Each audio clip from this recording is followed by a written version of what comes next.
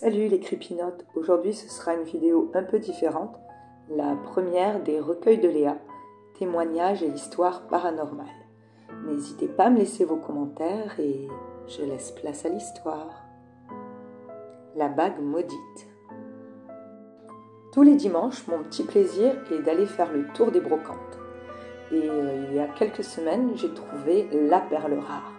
Une superbe bague hypnotique que toutes mes amies m'ont tout de suite enviée. Mais je me suis également assez rapidement rendu compte qu'à chaque fois que je la portais, j'avais la poisse. Je passais une mauvaise journée et j'avais également l'impression que si je la portais longtemps, ça avait tendance à empirer. Ça a commencé simplement avec des petits désagréments, des petites choses de la vie courante qui peuvent contrarier et puis petit à petit, ça a commencé à empirer.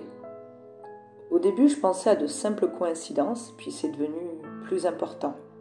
J'ai commencé à avoir des blessures, comme me couper ou me brûler en préparant à manger. Alors j'ai décidé de la mettre de côté pendant quelques temps. Un petit peu à contre-cœur malgré tout, parce qu'elle avait vraiment un côté hypnotique. Quand je la regardais, j'avais du mal à la quitter des yeux. Elle était si belle et fascinante. Alors, je l'ai rangée, quelques jours ont passé, sans aucun souci, et un matin, j'ai décidé de remettre ma bague et de rejoindre au café mon amie Emma. Elle m'a encore demandé quand c'est que je comptais lui prêter, surtout qu'elle avait un rendez-vous le samedi suivant et qu'elle avait vraiment envie d'en mettre plein la vue et être toute nickel. Alors je lui ai dit « Ok, pour samedi, je te prêterai la bague, on n'a qu'à se retrouver en début d'après-midi. » Et sur le retour de cette petite discussion, j'ai eu un très grave accident de vélo, complètement improbable, qui m'a envoyée à l'hôpital pour plusieurs jours. Et malheureusement, pendant que j'étais à l'hôpital, Emma est passée prendre la bague pour son fameux rendez-vous, refusant complètement l'idée d'une quelconque malédiction. Et le jour même, elle eut un horrible accident de voiture. On ne retrouva pas grand-chose, mais il est resté sa main, cramponnée au volant de la voiture, avec ma bague à son doigt. L'armoire passe-muraille. Petite, je rejoignais régulièrement mes cousins chez ma grand-mère, et là, on se posait toujours le même problème entre nous. Qui va dormir dans la chambre à l'armoire? Il y avait une chambre qu'aucun d'entre nous n'aimait à cause de son armoire. Une énorme et très vieille armoire en bois. Le genre d'armoire sinistre où les portes grincent systématiquement. Et quand je dormais dans cette chambre, la nuit, j'entendais toujours des genres de sifflements. Des sifflements très désagréables qui bien sûr me donnaient l'impression d'entendre des fantômes. Ceux de plusieurs âmes tourmentées qui hurleraient leur malheur. Et je dormais très mal. Parfois même, une des portes de l'armoire s'ouvrait toute seule sans prévenir. Je me souviens particulièrement d'une nuit orageuse. J'étais déjà effrayée par l'orage quand j'ai perdu un autre jeu et que j'ai été la gagnante de la chambre. Et cette nuit-là, les hurlements étaient particulièrement présents.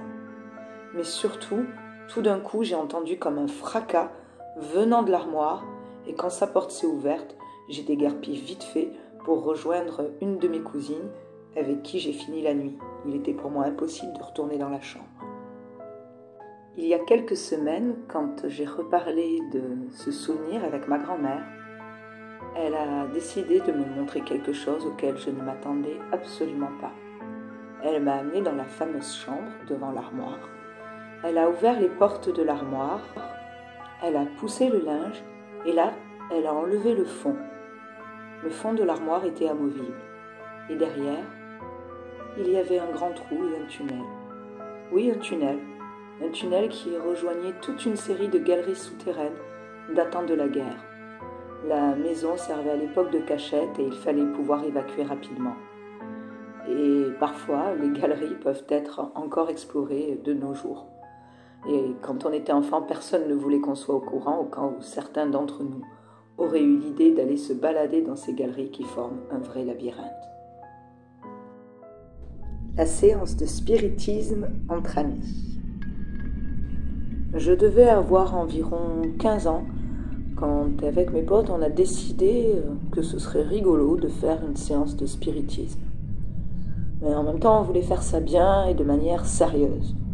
On avait envie de faire en sorte que ça fonctionne vraiment. Alors d'abord il fallait trouver l'endroit. Alors le premier endroit que l'on a trouvé, c'était la chambre de mon frère.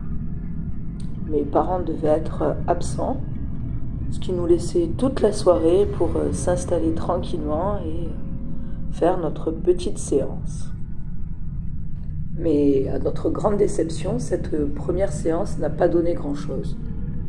On a eu l'impression de sentir quelque chose.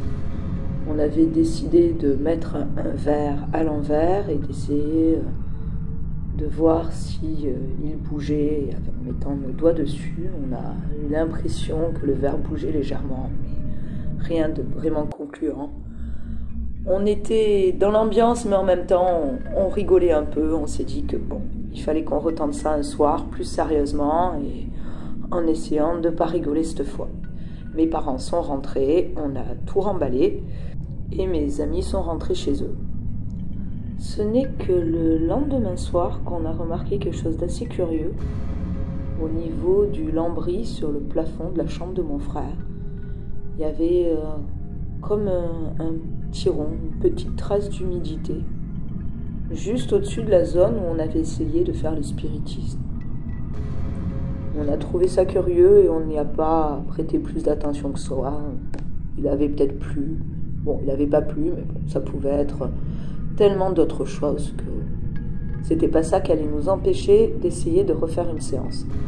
Mais cette fois, on a choisi un autre endroit, puisqu'il y avait un de nos amis qui avait une cave, et ça s'avérait vraiment le lieu parfait, une cave vide. On pouvait mettre un petit guéridon et s'installer pour faire le spiritisme. On a sorti les bougies, on s'est tous retrouvés là à 23h30, histoire de pouvoir démarrer le spiritisme vers minuit. On met en place notre petit guéridon, on met un verre que l'on place à l'envers au centre du guéridon, une petite étiquette d'un côté avec un oui, une autre étiquette de l'autre côté avec un non. On s'installe tout autour et on place chacun un index sur le verre.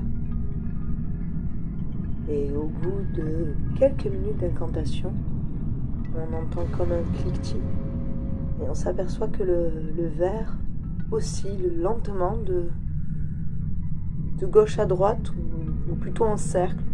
Il tourne plus ou moins sur lui-même en cliquetant sur le rebord de la table. Et un cadre se décroche. On a commencé à avoir peur. Quelques instants après, c'est une bougie qui s'est éteinte, alors qu'il n'y avait aucun courant d'air.